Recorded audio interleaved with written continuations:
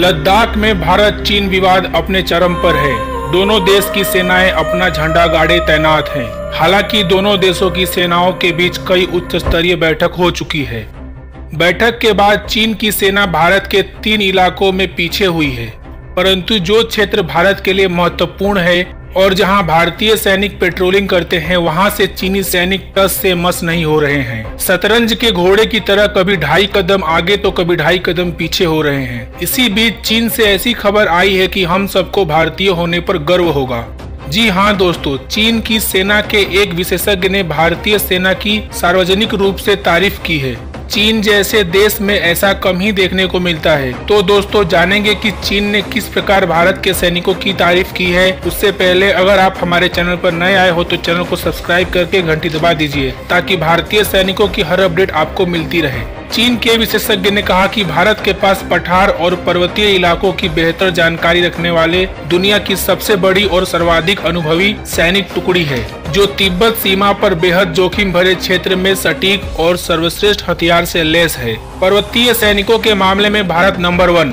मंगलवार को प्रकाशित एक लेख में भारत की तारीफ में लिखा गया है कि मौजूदा वक्त में पठार और पर्वतीय सैनिकों के मामले में भारत दुनिया में सबसे बड़ा और अनुभवी देश है। पठार और पर्वतीय दुर्गम इलाकों में भारतीय सेना की ताकत के आगे अमेरिका, रूस या अन्य कोई यूरोपियन शक्ति तक नहीं ठहरती है।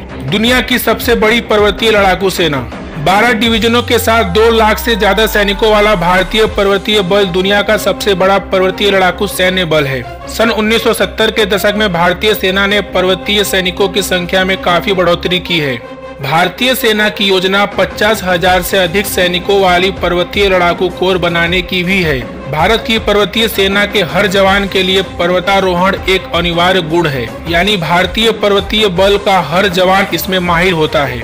इस काम के लिए भारत ने बड़ी संख्या में निजी क्षेत्र से पेशेवर पर्वतारोहियों की भर्ती की है। सबसे ऊंची चोटी पर भारतीय चौकी सियाचिन के भारतीय सेना की मौजूदगी का हवाला देते हुए चीन के सैन्य विशेषज्ञ ने कहा कि भारतीय सेना ने सियाचिन ग्लेशियर क्षेत्र में 5000 मीटर से अधिक ऊंचाई पर सैकड़ों चौकियां बनाई हैं। मौजूदा वक्त में वहां 6 से 7,000 भारतीय सेना के जवान तैनात हैं। दुनिया की सबसे ऊंची चौकी 6,749 मीटर की ऊंचाई पर मौजूद है।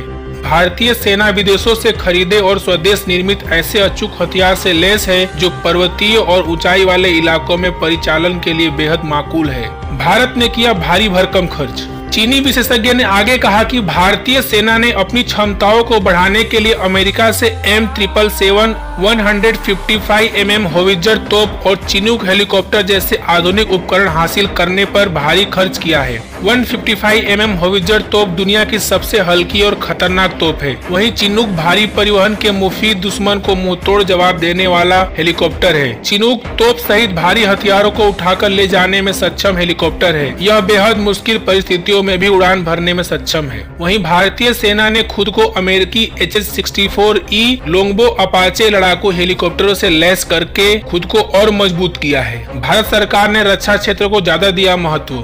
रिपोर्ट में कहा गया था कि सैन्य साजो सामान पर भारी भरकम खर्च करने वाले देशों में अमेरिका टॉप पर है, जबकि दूसरे नंबर पर चीन और उसके बाद भारत का स्थान है। यही नहीं, ऐसा पहली बार देखा जा रहा है कि जब भारत और चीन के तौर पर 2 एशियाई ताकतें सैन्य साजो सामान पर अधिक खर्च करने वाले दुनिया के शीर्ष 3 देशों में शामिल हुई।